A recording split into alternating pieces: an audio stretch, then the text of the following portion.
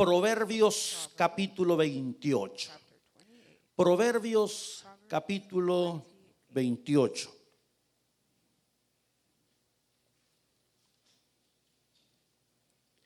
Y vamos a leer un solo versículo para comenzar.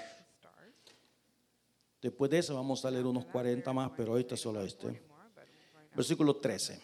Salmos, Proverbios, capítulo 28, versículo 13. El mensaje, el estudio de este momento se llama pecados ocultos. Pecados ocultos. El versículo es bastante conocido.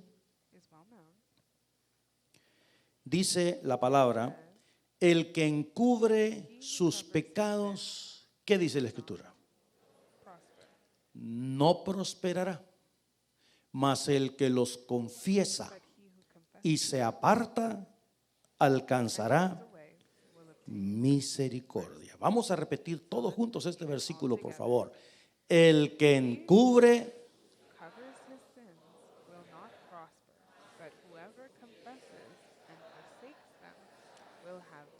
Que Dios bendiga la lectura de esta palabra.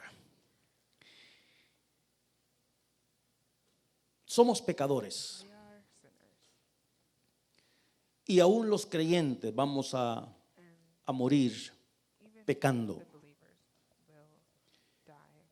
Pero hay una diferencia entre pecar con alevosía,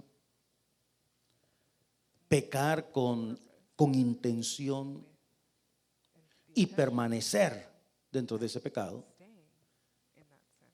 que pecar, reconocer en el instante que hemos pecado, confesar nuestras faltas y ponernos a cuentas con Dios.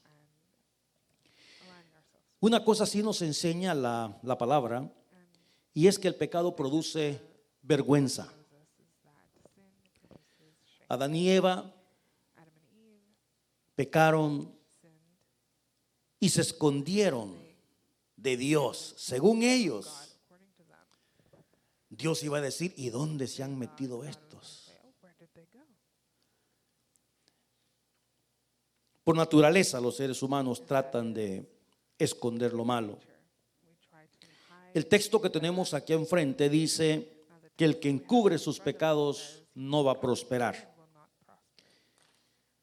En el libro de Job, en el capítulo 31, versículo 33, dice: jamás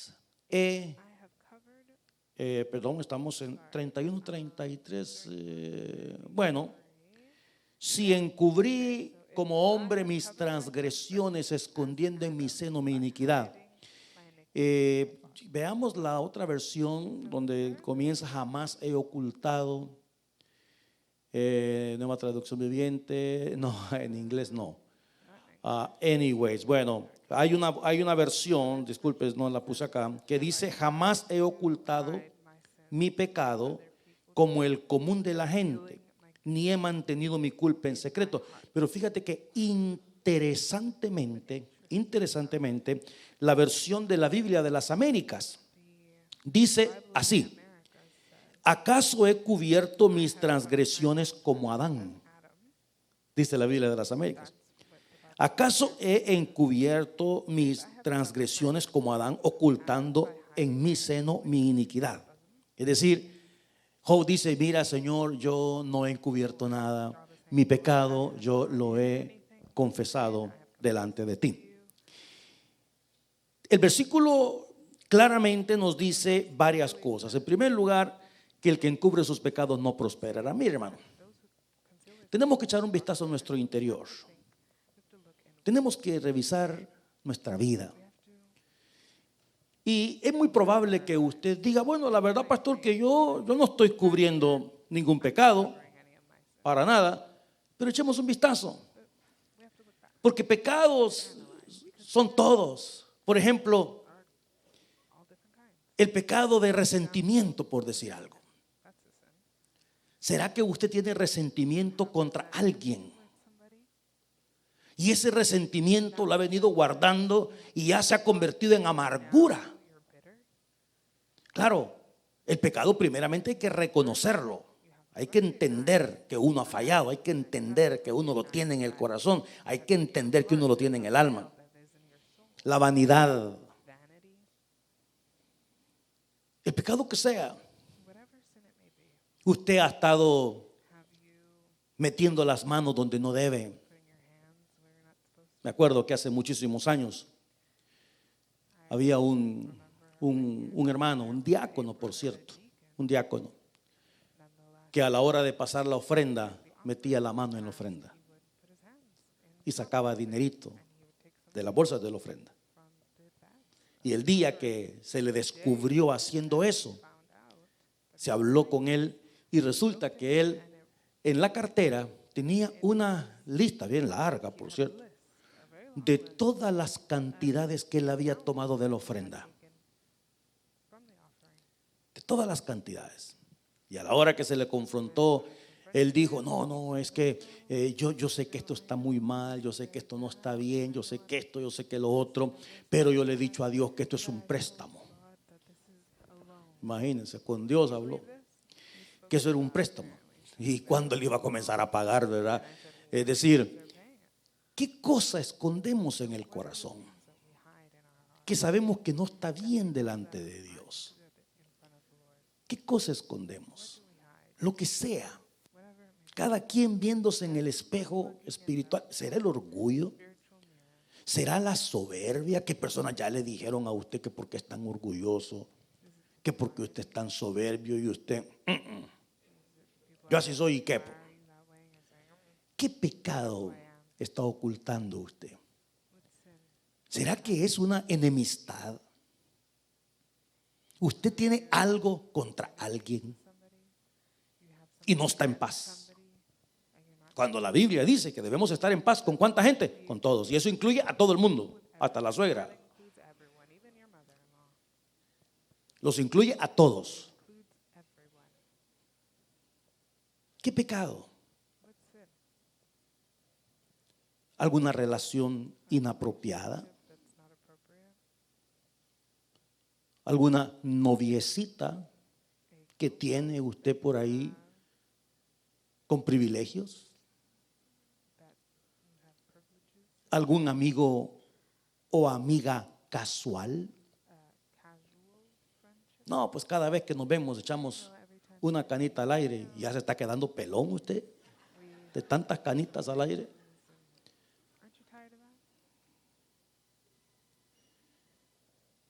Si usted tiene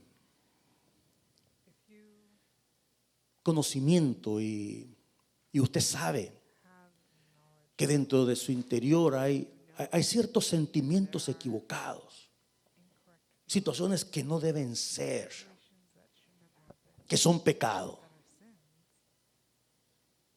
Que usted visita a un familiar o le llevan niños a su casa para que usted los cuide. Y siente la tentación de que cuando tiene a la sobrinita, cuando tiene ahí usted los toca inapropiadamente. Esa situación de que nadie se va a dar cuenta, esa situación de que nadie sabe. La palabra del Señor dice en Proverbios 28:13: el que encubre sus pecados no prosperará. En ningún sentido. Usted podrá trabajar como burro, no va a prosperar. Usted podrá comenzar los negocios que usted quiera, no va a prosperar. Y pueden haber deslumbres, ¿verdad? De que le va bien por aquí, que le va bien por allá, pero llega un momento que usted echa un vistazo atrás y resulta que ya pasaron los años y no tiene nada. Deudas es lo que tiene. El que encubre sus pecados no prosperará. Ahora, aquí se presentan dos acciones. Habla de el que los confiesa y se aparta, van juntos. El que los confiesa y se aparta va a alcanzar misericordia. No solamente el que los confiesa, sino lo confiesa y se aparta. Hace muchísimos años había una persona que a nivel de matrimonio, cada noche oraban con su esposa. Y a la hora de orar, él siempre decía en su oración: Señor, perdona mi pecado. Señor, perdona mi pecado. Señor, perdona mi pecado. Señor, perdona mi pecado. Entonces hubo un día que le pudo a la esposa y le dijo: bueno, ¿y cuál es ese pecado? No, pues los pecados que... Claro, a la vuelta de un tiempo se vino a descubrir que la persona esta tenía una relación inapropiada con alguien más. Entonces, no basta con que usted esté confesando, porque Dios conoce las intenciones del corazón. Dios sabe. No basta solamente con confesar. No, es que el Señor tiene misericordia. Sí, pero para el que se aparta. El que se aparta alcanza misericordia. La persona que quiere mantener oculto ese pecadito, quiere mantener oculta esa situación en su vida que usted sabe que es vergonzosa, que es inapropiada, que no está bien, que va a traer consecuencias terribles, sea lo que sea. Sea lo que sea, usted sabrá lo suyo. El que encubre sus pecados no va a prosperar. No va a prosperar, cualquiera que sea la situación. Cualquiera que sea ese jugueteo con personas inapropiadas. Cualquiera que sean esos textos que usted manda a ciertos individuos, cuando usted ya aquí en su cabeza ya está pensando otras cosas. Acuérdate que Dios mira la intención del corazón. A esas amistades con las que usted vuelve después de un tiempo, aquella persona, aquella novia que usted tuvo, etcétera. El que lleva a cabo estas dos cosas alcanza misericordia. Ahora, no es lo mismo confesar su pecado voluntariamente y a tiempo. Fíjate, no es lo mismo confesar su pecado voluntariamente y a tiempo que confesar su pecado cuando Dios interviene, que fue el caso de David. David pudo haber alcanzado misericordia de Dios. Acuérdense que la espada nunca se apartó de la casa de David. Él pudo haber alcanzado misericordia, pero ¿qué fue lo que pasó? David le fue dando larga la situación, porque entre volver a ver a la señora y mandarla a llamar y esto y lo otro y mandar a matar al marido, toda esa planificación que hizo, Dios estuvo pacientemente esperando, diciéndole al rey David: ¿cuándo vas a parar? ¿Cuándo vas a parar? ¿Cuándo te vas a detener? ¿Cuándo vas a cambiar de opinión? ¿Cuándo vas a dejar de hacer lo que estás haciendo? ¿Cuándo? Y nunca lo hizo. Hasta que dijo Dios: bueno, le dijo, ¿no quieres? Dios intervino. El caso de Ananías y Zafira, que vendieron la propiedad y le dijeron a Pedro: nosotros la vendimos en tanto, y estaban mintiendo. Dice la escritura que hubo 3 horas más tarde, la señora andaba de shopping, el marido ya había muerto. 3 horas. 3 horas es más que suficiente para que Dios te ponga algo en el corazón y te diga: that's not okay. Eso no está bien. No, la señora fue, hizo lo que tenía que hacer, regresó, y cuando regresó Pedro le dijo: vendieron la propiedad en tanto. Sí, dijo la señora, en tanto, con tal de encubrir al marido. Ah, bueno, le dijo: no sé por qué ustedes insistieron en mentir al Espíritu Santo. Esos muchachos que están ahí acaban de sacar a tu marido, se murió, y te van a sacar también a ti, le dijo. Ahí mismo cayó la mujer. Ahora, quisiera mencionar en estos minutos que nos quedan, esta media hora, ¿qué es lo que se pierde cuando una persona no se aparta de su pecado? ¿Qué se pierde? ¿Qué cosas se pierden cuando una persona no se aparta de su pecado? Vamos a ir despacito. Son como 44 cosas. 7 nomás. Pero vamos a verlas rápidamente. La primera de ellas la encontramos en Éxodo 20:20. Vamos a usar esa manita rapidito, hermana Mayela, sin equivocarse. Eso es. Lo primero que se pierde cuando una persona insiste en cubrir su pecado es el temor de Dios. Y Moisés respondió al pueblo: no temáis, porque para probaros vino Dios, para que su temor esté delante de vosotros. ¿Para qué, hermanos? Para que no pequéis. Ok. En Job 28:28 dice: y dijo al hombre: he aquí que el temor del Señor es la sabiduría. Y miren lo que sigue: y apartarse de qué? Del mal. Es la inteligencia. Ahí está, apartarse. Apartarse. Apartarse. Proverbios 16:6 dice: con misericordia y verdad se corrige el pecado, y con el temor de Jehová los hombres, ¿qué hacen? Se apartan del mal. Cuando una persona encubre su pecado, lo primero que se pierde es el temor de Dios. Porque el temor de Dios sirve para repensar las cosas. El temor a Dios crea en la vida del creyente, escucha esto que le voy a decir, un deseo de no ofender o decepcionar a Dios. Eso produce el temor a Jehová. Un deseo de no ofender a Dios. Como en el caso de José allá en Egipto. ¿Se acuerda usted cuando la esposa de Potifar se enamoró de Josecito, de Chepito? Y un día dice que le dijo: ven acá, duerme conmigo. La señora quizás ya estaba de edad, ¿verdad? Yo no sé. Caína vieja, pero quería al muchacho joven. Duerme conmigo. ¿Y sabe qué dijo José? No.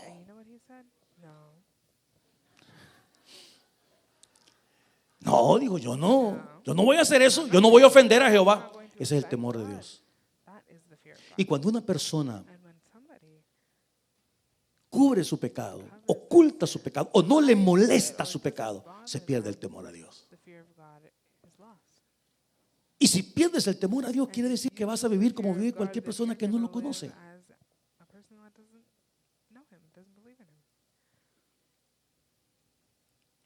Hay ciertas situaciones en la vida que son crudas en realidad y tienen que decirse como son. ¿Cómo es posible que personas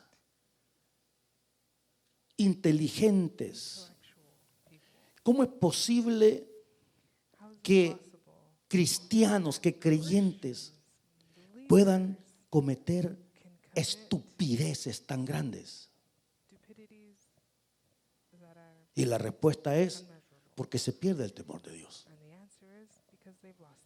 Si nos damos cuenta en el versículo que vimos, que los 3 versículos hablan de apartarse, apartarse, apartarse. ¿Por qué no se apartó? Porque no había temor de Dios. Y cuando no hay temor de Dios, se hace lo que se quiere. El temor a Dios es el que ayuda a no pecar, a decir no a todo aquello que ofende a Dios. Una persona que ya perdió el temor de Dios peca y no siente ni arrepentimiento ni remordimiento, es decir, no hay un sentido de pérdida de comunión. Porque esa es la cosa más terrible, hermanos, que como hijos de Dios tenemos comunión con el Señor. Amamos a Dios, tenemos comunión, tenemos nuestro devocional, oramos, clamamos, cantamos, es decir, tenemos una relación. Y cuando una persona ofende a Dios, entonces ese sentimiento de cortar la comunión. Pero claro, hay personas que han perdido el temor de Dios hace tanto tiempo que ya no les importa la comunión con el Señor. Ya no les importa restablecerla, porque se convierte esto en un modus vivendi. Se pierde el temor de Dios. En segundo lugar, ¿qué se pierde? Primero de Reyes 4, 29 y 30. La sabiduría. Dice, y Dios dio a Salomón sabiduría y prudencia muy grandes y anchura de corazón como la arena que está a la orilla del mar. Era mayor, fíjate, mire este versículo. Era mayor la sabiduría de Salomón que la de todos los orientales y que toda la sabiduría de los egipcios. Hermano, la sabiduría es un regalo de todos los días. La sabiduría se debe pedir a Dios todos los días, así como usted dice, el pan nuestro de cada día, dánoslo hoy. Usted no le dice, hoy domingo, Señor, el pan de toda la semana, dámelo mañana. No, ¿verdad? Es el pan nuestro de cada día. La sabiduría igual. Y le digo por qué razón. Porque Salomón fue el hombre más sabio, pero terminó siendo el hombre más insensato de la tierra con lo que hizo. Salomón perdió la sabiduría. Ahora, ¿qué es la sabiduría? Es la aplicación del conocimiento. Es tan sencillo, porque no le voy a hablar de ciencia. Es la aplicación del conocimiento. ¿Qué significa eso? Si usted sabe que lo que está haciendo está mal, el sabio aplica el conocimiento que tiene a su diario vivir. Esa es sabiduría. Y lo contrario de sabiduría, usted ya sabe, es brutalidad. Es eso. Entonces, ser sabio es la aplicación. ¿Por qué no mete usted las manos al fuego? Porque sabe que se va a quemar. Usted que está haciendo alguna cosa indebida, tarde o temprano. Algunas veces más temprano que tarde. Y la sabiduría es el conocimiento, la aplicación del conocimiento que yo tengo. De nada sirve el conocimiento si no lo aplicamos a nuestra vida.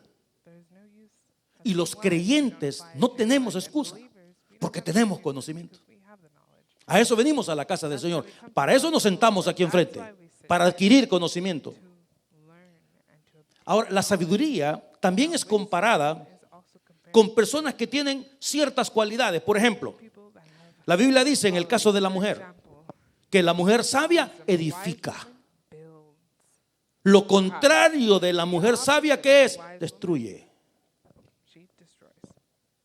La mujer sabia, build up, construye, levanta. También dice la palabra del Señor que el hombre entendido es sabio. Que aún el necio cuando calla es contado por sabio. Que el sabio adquiere el consejo. Que el hijo sabio alegra al padre. Que el necio es siervo del sabio. Que el que anda con sabios, sabio se hará, sabio será. Mas el que se junta con necios será quebrantado. El sabio teme y se aparta del mal. La boca de los sabios esparce sabiduría. No así el corazón de los necios. El sabio de corazón es llamado prudente. Sabiduría. Se pierde primero el temor de Dios y se pierde la sabiduría. La habilidad de aplicar el conocimiento a tu diario vivir. Salomón perdió esa sabiduría. Terminó construyendo templos a dioses paganos en lugares altos. Se casó con mujeres para crear alianzas políticas. Tuvo 1000 mujeres. Si con una ya es el sufrimiento eterno, con 1000. Y 1000 mujeres representan 1000 suegras también.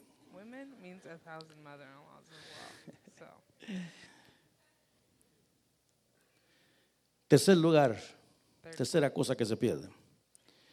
Primero de Reyes 3:9. Se pierde el discernimiento. Salomón dijo: da pues a tu siervo corazón entendido, mire usted, para juzgar a tu pueblo y para discernir, aquí está, entre lo bueno y lo malo. Discernir. Se pierde discernimiento. Discernimiento es una habilidad dada por Dios para juzgar. Cuando se juntan la sabiduría y el discernimiento, Se produce lo que hoy en día se denomina como inteligencia espiritual. Se toman las mejores decisiones en la vida. Y te voy a decir algo más. Una persona que sabe discernir es una persona que mira cosas que gente común no alcanza a ver. Ese es discernimiento. Usted puede discernir el espíritu de una persona. Usted puede discernir las intenciones de una persona. Usted puede discernir dónde va a terminar esa situación.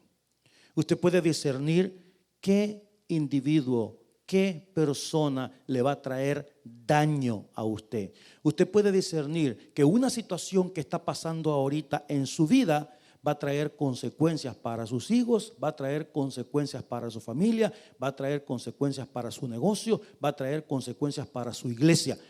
Discernimiento. Pero una persona que no tiene discernimiento, ¿qué le importa todo esto? Dígame. Lo que quieren es fregadera, lo que quieren es chupadera, lo que quieren es de Navidad, ¿verdad? Vamos a ver dónde nos reunimos, con quién vamos, qué hacemos, cómo. No, discernimiento no existe. Y Salomón lo pidió,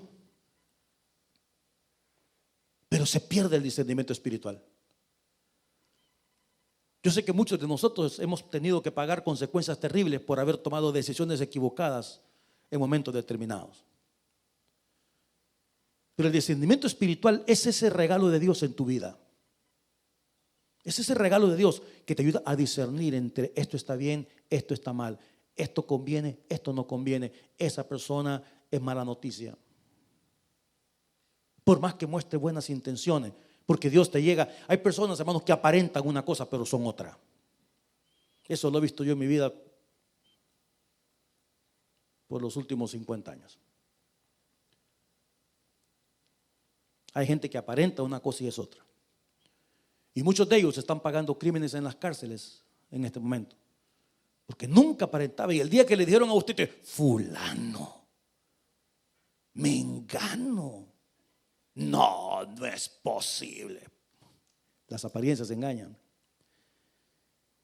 Se pierde el temor de Dios, se pierde la sabiduría, se pierde el discernimiento. Número 4, Proverbios 2:3, se pierde la prudencia.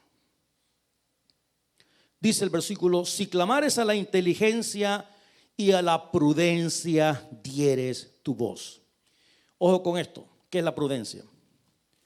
Ponga atención a esto, la capacidad de prevenir los riesgos posibles que pueden producir nuestras acciones. Es decir, aprender a modificar la conducta para no recibir daños innecesarios. Esa es la prudencia. Cuando una persona pierde la prudencia, comienza a hacer cosas sin pensar en los posibles daños.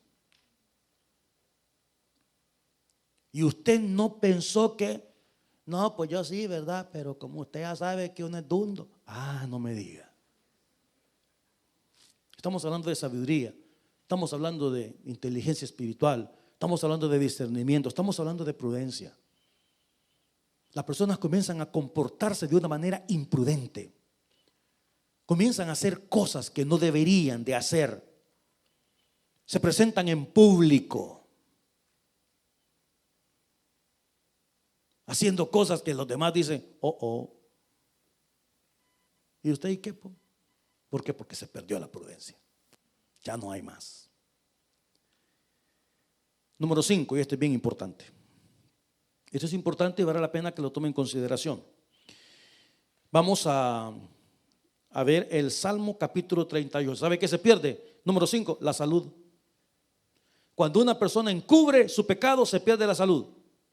Ahora, no quiero decir que si usted tiene achaques ahorita, es porque esté encubriendo algún pecado. Si tiene achaques es por ese gran montonazal de años que tiene encima, ¿me entiende? ¿Verdad? Que no llegan por gusto, ¿no es cierto? Ahí está. Fíjate, vamos a leer este pasaje de la Escritura. Dice así: Nada hay sano en mi carne. Va, me duele todo, pues. Me duele todo, parezco carro viejo. Ahora, fíjate, vamos a verlo mejor en Nueva Traducción Viviente, mi hija linda, por favor, desde el versículo 3 hasta el versículo 8, y vamos a ir despacio, porque en Nueva Traducción Viviente, ahí claramente está diciendo el salmista: debido a tu enojo. ¿Qué quiere decir eso? Intervención divina. Debido a tu enojo. Y este salmo dice, para recordar, dice como que fuera canción, 38, Salmo de David. Debido a tu enojo, todo mi cuerpo está enfermo. Mi salud está arruinada a causa, mire usted, de mis pecados. ¿No cree usted que vale la pena echar un vistazo? ¿Para qué ir a ver al doctor? Usted ya sabe cómo está el relajo. Ve al doctor divino. Mi culpa me abruma. Es una carga demasiado pesada para soportar. Mis heridas se infectan, escuche, y dan mal olor a causa de mis necios pecados. David estaba enfermo y le está diciendo a Dios: yo sé te molestaste conmigo. En el Salmo 51 él habla acerca de los huesos que Jehová ha abatido. Me retuerzo. Yo pensé que esto solo en El Salvador esa palabra de retorcer usted. Me retuerzo atormentado por el dolor. Imagínense que el hombre le diga a la mujer: me siento retorcido ahorita, atormentado. Todo el día estoy lleno de profunda tristeza. Eso ya son señales de depresión. Una fiebre galopante me quema por dentro y mi salud está arruinada. Estoy agotado y totalmente destrozado. Mis gemidos salen de un corazón angustiado. Cuando una persona encubre su pecado, se enferma.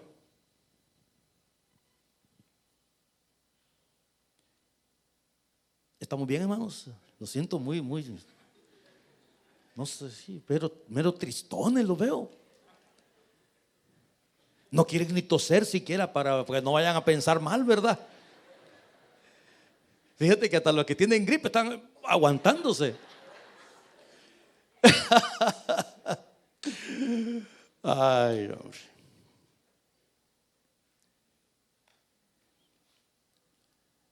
El que encubre su pecado no prosperará. Pierde el temor de Dios, pierde la sabiduría, pierde el discernimiento, pierde la prudencia, pierde la salud. ¿Y qué tal, hermano? ¿Cómo está? Ahí usted, ya ve, con achaques. En la mañana me comienza un dolor por aquí. En la tarde me va bajando. De repente siento un ardor que no sé cómo explicar. Después se me pasa para la nalga derecha y me comienza a subir por este lado hasta que me llega un calambre en la oreja. Y usted le dice, y ya le preguntó al doctor, y dice que no tengo nada. Electricidad la que tiene el hombre. Hay cosas que son espirituales, hermano. Y Dios trata la manera de llamar la atención.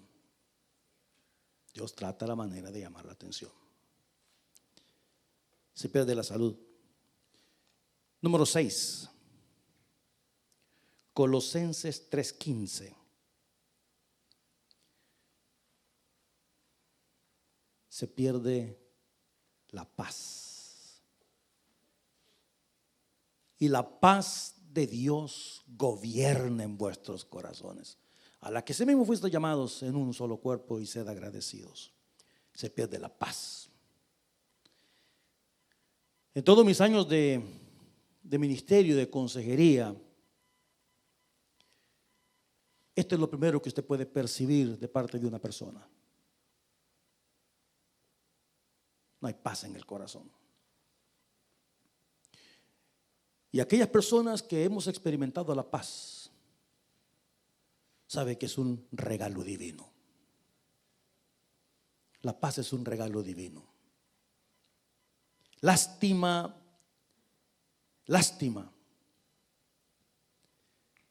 que tuve que esperar tantos años en mi vida. Lástima en realidad. Y ojalá que la juventud pudiera reconocer esto. Que cuando teníamos tantas discusiones con mi esposa, uno trata de tener la razón. Hoy tener la razón a mí me vale. Porque descubrí tarde que tener paz es mejor que tener la razón. Pero uno es bruto. Y no, y que qué, y nada, y va, y ya, y va, y va, y va. ¿Para qué digo? ¿Para qué? Para que usted, sí, tú siempre tienes la razón. Ya ves, pues ya ves que te dije, pues ya ves, vaya, pues. Dígame. Y de aquí que encuentre una mujer que le dé la razón. ¡Ja! Bien dice la Biblia, mujer virtuosa, ¿quién la hallará? Nadie. Todavía la andan buscando, no friegue.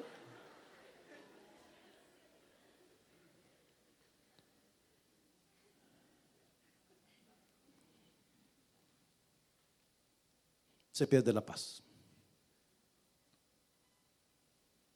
Se pierde la paz. ¿Cuántas noches pasó usted con los ojos clavados en el techo? 3 de la mañana, 4 de la mañana, y vuelta para un lado y vuelta para el otro, y le da vuelta al colchón por si al caso, ¿verdad?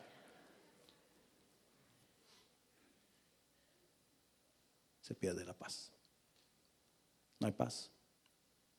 Y tener paz con Dios es un regalo maravilloso. Tener paz con Dios es algo lindísimo. Pero usted sabe que una persona que ha ofendido al Señor, una persona que quiere mantenerse en esa posición y no se puede, se pierde todo esto. Se pierde todo esto. Se pierde la paz del alma. Número 7, y esto es importante también. En 1 Tesalonicenses capítulo 5, versículo 19, dice: no apaguéis al Espíritu. No apaguéis al Espíritu. Mire, hermano, los hijos de Dios, los cristianos, hemos sido llamados a la comunión con el Señor. Hemos sido llamados a tener comunión con Dios. De hecho, cuando un cristiano ora, el objetivo principal de la oración es comunión, no es pedir. Hay algunas personas que creen que orar es pedir. No, orar es comunión con el Señor. Porque Dios es una persona, es un Padre. ¿Qué dice la Biblia? Padre nuestro que estás en los cielos. Él es una persona. Yo tengo mis hijos y bueno, es una relación la que hay. Es relación. A mí no me gustaría que cada vez que me hablen sea para pedirme algo. Es relación. Y siento más bonito todavía cuando me dicen: ¿qué vas a querer para Navidad?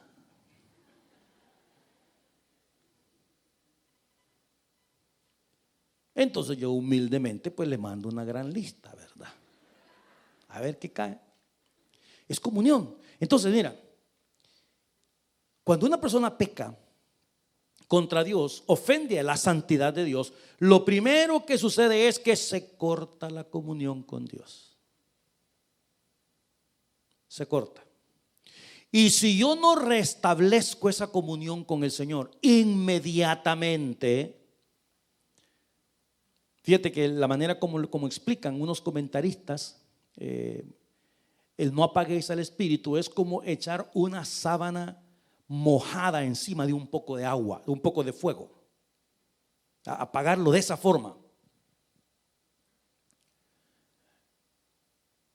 Entonces, cuando se apaga el espíritu, sucede este número 7. Se pierde la habilidad de entender verdades espirituales. Se pierde la habilidad de entender verdades espirituales. Es por eso que usted viene, se sienta ahí. Algunas veces la gente nos dice: ay, pastor, fíjese que habían unos muchachos con el teléfono viendo un montón de cosas a la hora que usted estaba predicando. Sí, es que no tienen la habilidad de entender verdades espirituales. Fíjate que si yo fuera un creyente normal, regular, y no fuera pastor, yo me sentaría en la primera fila de la iglesia. Yo tenía problemas cuando yo estaba en el colegio, con matemáticas, con química orgánica. Química orgánica para mí es como la cebolla, no nos llevamos bien, pero para nada. La tabla de los elementos, yo tuve que copiar para poder pasar ese examen. Y un día el profesor de química me mandó a llamar y me dijo: mira, David, tal fecha es el último examen. Si tú no sacas tanta nota en ese examen, estás frito, no pasas, pierdes la materia.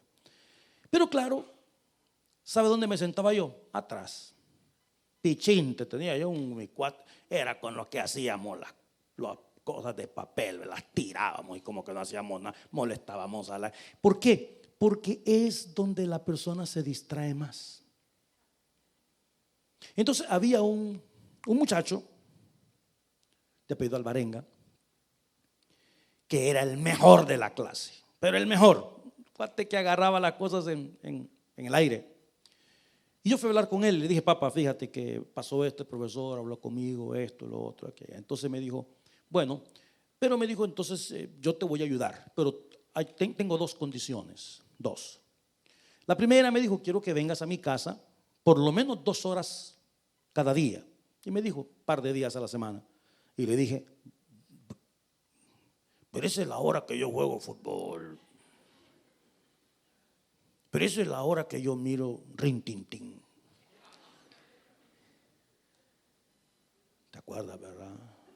El llanero solitario. 3 patines.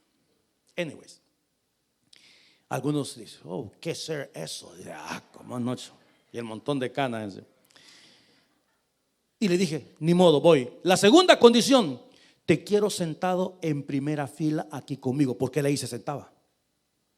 Te quiero sentar. Ay, le dije: pero si es que si no es para ser doctor, si no vamos a pasar el examen, quiero.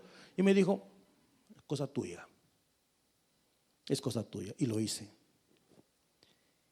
¿Y sabe qué? Me encantó. Me encantó. Aprendí que cuando una persona está al frente sin distracciones, el mismo cerebro se activa de una manera diferente. Entonces ya comencé yo, así como los que estaban adelante, a hacer: ¿verdad? Aprendí. Si usted va a venir a la iglesia para estar viendo quién le manda un texto, si usted va a venir a la iglesia para estar platicando, por eso es mi peleadera con el montón de gente que se reunían allá en librería. Hoy ya no se reúnen enfrente, hoy se van a los lados. Pero si eso es lo que usted viene a la iglesia, ¿sabe de qué le estoy hablando? De la habilidad de entender verdades espirituales. Es decir, usted le puedo poner yo aquí a Billy Graham junto, le puedo poner el espíritu de los 7 mejores predicadores que han habido en el mundo. A usted le va a entrar por un oído y le va a salir por el otro, porque esta habilidad es un regalo de Dios que muchas personas ya lo perdieron. Aquellos que traen a sus hijos a la fuerza. sabe que están. What time is this? What time is it? ¿Dónde vamos a ir a comer? ¿Me das permiso de ir con fulano? ¿Me puedo ir con mengano? ¿Y puedo hacer tal cosa? Y termina el culto. Usted, ¿de qué habla el pastor?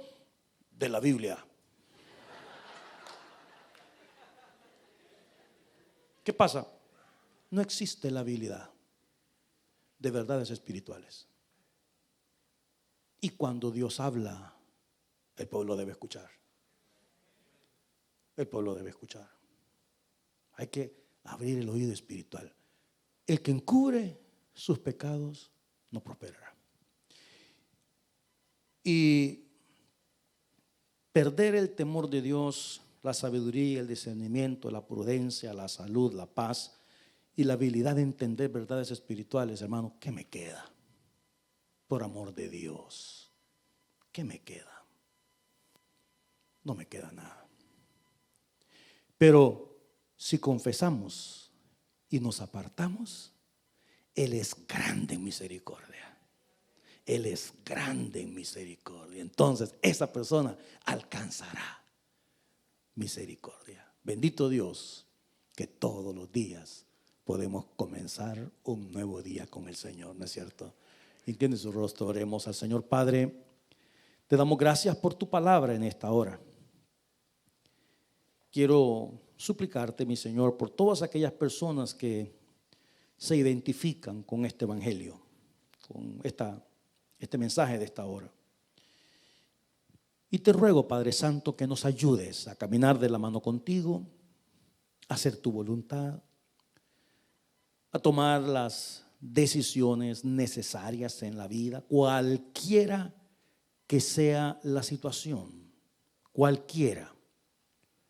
Mi Señor, no queremos perder el temor hacia ti. Queremos ser sabios. Queremos ser íntegros. Queremos restablecer la paz contigo.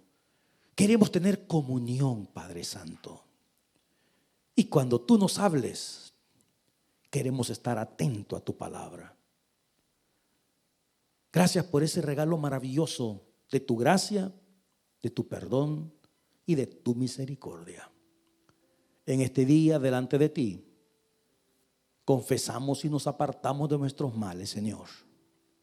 Y pedimos de la ayuda del Santo Espíritu de Dios. Mientras oramos, si usted nunca antes ha recibido a Cristo en el corazón, déjeme decirle que Dios le ama. Dios quiere salvarle, quiere perdonar sus pecados y darle la bendición de la vida eterna. Si usted me dice, pastor, yo no he recibido a Cristo, pero en este momento siento el deseo de comenzar una vida nueva. Siento el deseo de entregarle mi vida a Dios, de recibir a Cristo. Si hay alguien que quiere entregarle su vida al Señor ahí donde está, yo le invito para que se ponga de pie o levante su mano. Alguien que dice, pastor, yo quiero entregarle mi vida a Dios. Yo quiero que oren por mí. Yo quiero recibir a Cristo. Hay una persona que se va a acercar a usted, cariñosamente le va a invitar a hacer una oración para que usted le entregue su vida a Cristo Jesús. Usted que nos mira por las redes sociales, también usted puede hacer lo mismo a través de una oración de fe. Dígale al Señor, Señor, en este día te pido perdón por mis pecados. Te doy gracias, Señor, por haber puesto tu cuerpo en la cruz y derramar tu sangre para el perdón de mis faltas. Si usted ha hecho esta oración, le damos gracias a Dios por su vida. Padre, te damos gracias por tu bendita palabra. Te damos gracias por el amor tan grande y la paciencia tan grande que tienes con todos nosotros. Te alabamos y te bendecimos en el nombre de Jesús. Amén y amén. Amados míos, que la paz de Cristo les acompañe y que Dios me los bendiga. A las 6 de la tarde regresamos para seguir escuchando más palabra de Dios. Bendiciones.